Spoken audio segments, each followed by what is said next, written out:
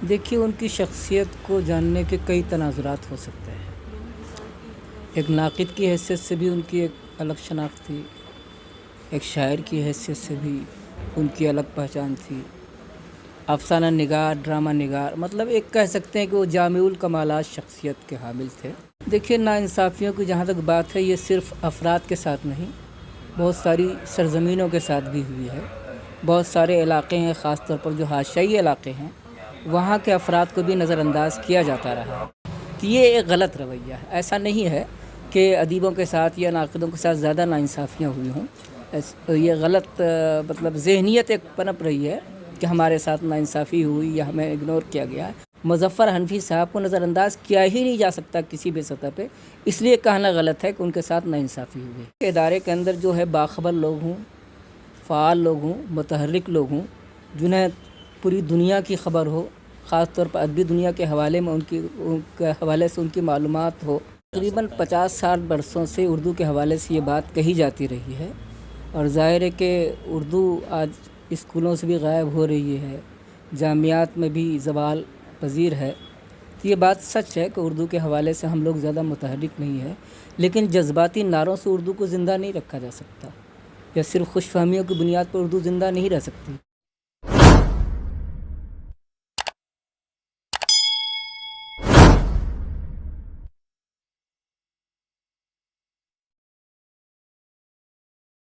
मेरा नाम हक्कानी अल-क़ासिमी है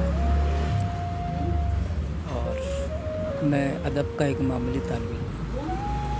अदब के हवाले से ही मैं जानना चाहूँगा, प्रोफेसर मुज़फ़्फ़र हनफ़ी साहब की शख्सियत को किस तरह देखते हैं? देखिए, उनकी शख्सियत को जानने के कई तनाज़ुरात हो सकते हैं। एक नाक़िद की हैसियत से भी उनकी एक अलग शनाख्त थी, एक शायर की हैसियत से भी उनकी अलग पहचान थी।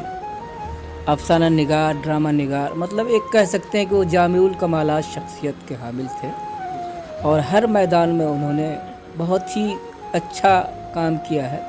तहक़ीक़ तनक़ीद के मैदान में तो ज़ाहिर है कि उनका कोई जवाब नहीं है। एक बेनज़ीर शख्सियत जिसका एतराफ़ पूरी दुनिया करती है। लेकिन कहीं ना कहीं ऐसा नहीं लगता उनकी ज़िंदगी को देख कर के उनके साथ जो उर्दू अदब के हवाले की से बात करने वाले लोग हैं, नाइंसाफ़ी उनके साथ की गई है? देखिए, नाइंसाफ़ियों की जहाँ तक बात है, ये सिर्फ़ अफ़राद के साथ नहीं, बहुत सारी सरज़मीनों के साथ भी हुई है। बहुत सारे इलाक़े हैं, ख़ास तौर पर जो हाशियाई इलाक़े हैं, वहाँ के अफ़राद को भी नज़रअंदाज़ किया जाता रहा है। नाइंसाफ़ी या नाक़दरी की शिकायत तो हर दौर में रही है, इसका इज़ाला नहीं हो सकता। प्रोफेसर मुज़फ़्फ़र हनफ़ी ने जो काम किया है, उसकी सताइश हर सतह पे हुई है, इसलिए कहना गलत है कि नाइंसाफ़ी की गई उनके साथ। यह है कि और मज़ीद काम किया जाना चाहिए, लेकिन ये नाइंसाफ़ी नाक़दरी की शिकायत हर शख्स करता है, हर शायर, हर नाक़िद, हर आदमी करता है। तो ये एक गलत रवैया है। ऐसा नहीं है कि अदीबों के साथ या नाक़िदों के साथ ज़्यादा नाइंसाफ़ियाँ हुई हों। ये गलत मतलब ज़हनियत एक पनप रही है कि हमारे साथ नाइंसाफ़ी हुई या हमें इग्नोर किया गया है। बहुत सारी शख्सियतें हैं जो बहुत ही आला इल्मी कमालात के हामिल, लेकिन उन्हें मुकम्मल तौर पे नज़रअंदाज़ किया गया है। मुज़फ़्फ़र हनफ़ी साहब को नज़रअंदाज़ किया ही नहीं जा सकता किसी भी सतह पे, इसलिए कहना गलत है कि उनके साथ नाइंसाफ़ी हुई।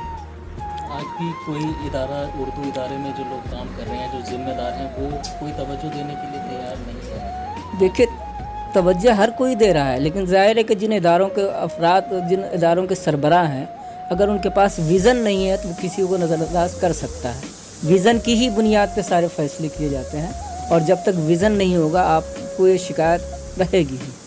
किस तरीके से दूर की जा सकती है? इसके लिए बेहतर ये है कि इदारे के अंदर जो है बाख़बर लोग हों, फ़ाल लोग हों, मुतहर्रिक लोग हों, जिन्हें पूरी दुनिया की ख़बर हो, ख़ास तौर पर अदबी दुनिया के हवाले में उनके हवाले से उनकी मालूमात हो। अगर ऐसे लोग नहीं होंगे, महज क्लरिकल माइंड के लोग होंगे, तो इसी तरह के हालात पेश आते रहेंगे। आखिरी सवाल ये कि उर्दू को ज़िंदा रखने के लिए, क्योंकि कहीं ना कहीं दम तोड़ दी जा रही है, सिर्फ हम देखते हैं कि मुशायरों तक महदूद होकर के रह गई है, इसको किस तरीके से बढ़ावा दें? घर में किस तरीके का माहौल? ये तकरीबन 50-60 बरसों से उर्दू के हवाले से ये बात कही जाती रही है और ज़ाहिर है कि उर्दू आज स्कूलों से भी गायब हो रही है, जामियात में भी ज़वाल पज़ीर है।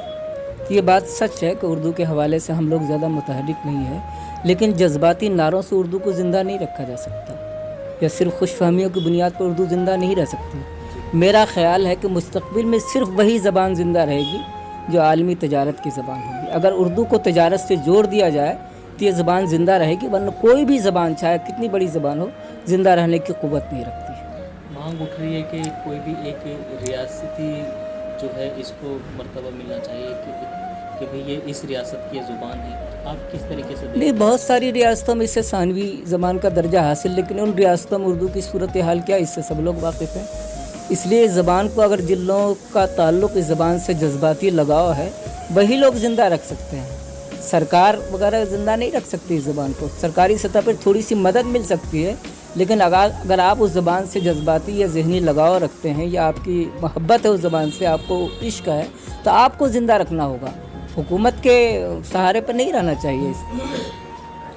کیونکہ صرف شاعری میں یا صرف مشاعروں میں ہم دیکھتے ہیں کہ لگاتار جو اخبارات ہیں وہ بھی دھیرے دھیرے جو ہے کم ہوتے جا رہے ہیں۔ اردو کے لوگ، ان کی پبلشنگ جو ہے وہ بھی کم ہے اور ان کو پڑھنے والے بھی کم ملتے ہیں۔ یہ قاری کا بحران تو ہر جگہ ہے، چاہے ادب ہو، چاہے تنقید ہو، چاہے افسانے ہوں یا ڈرامے ہوں، ہر جگہ قاری کا بحران ہے۔ صرف قلمکار ہی جنم لے رہے ہیں آج کے دور میں، قاری کم پیدا ہو رہے ہیں، اسی لیے اخبار کی تعداد اشاعت جو ہے کم ہوتی جا رہی ہے، اور ظاہر ہے کہ وہاں بھی حالات اچھے نہیں ہیں۔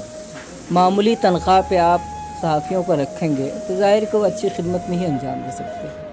ان کی تنخواہوں کا معیار بلند کیا جانا چاہیے، تبھی وہ محنت کر سکیں گے۔ ظاہر ہے کہ رزق اور معاش کے بغیر تو آدمی کوئی کام کرے گا نہیں۔ عوامی سطح پر لوگ کس طریقے سے مدد کر سکتے ہیں؟ کیونکہ اگر ایک اردو اخبار سے یا اردو چینل سے کوئی ایک جاتا ہے کسی کے پاس ایک ایڈ کے لیے بھی، تو لوگ اس کو نہیں دیکھیے، اردو اخبارات یا کس طریقے سے اردو اخبارات کا دائرہ بہت محدود ہے، اس لیے اس کو زیادہ توقع نہیں رکھنی چاہیے عام لوگوں سے۔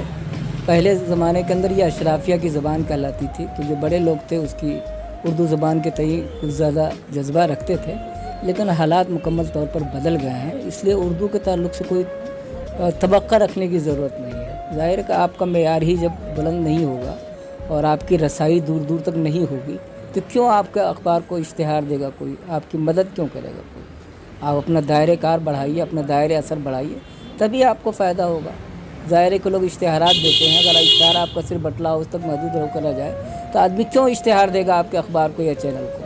تو اس میں ہمارا بھی اپنا قصور ہے، ہم اپنے دائرے کو پھیلا نہیں رہے ہیں، بڑھا نہیں رہے ہیں۔ جب ہمارا دائرہ بڑھے گا تو ہمیں اشتہارات بھی ملیں گے، قارئین بھی ملیں گے، لوگ بھی ملیں گے پڑھنے والے۔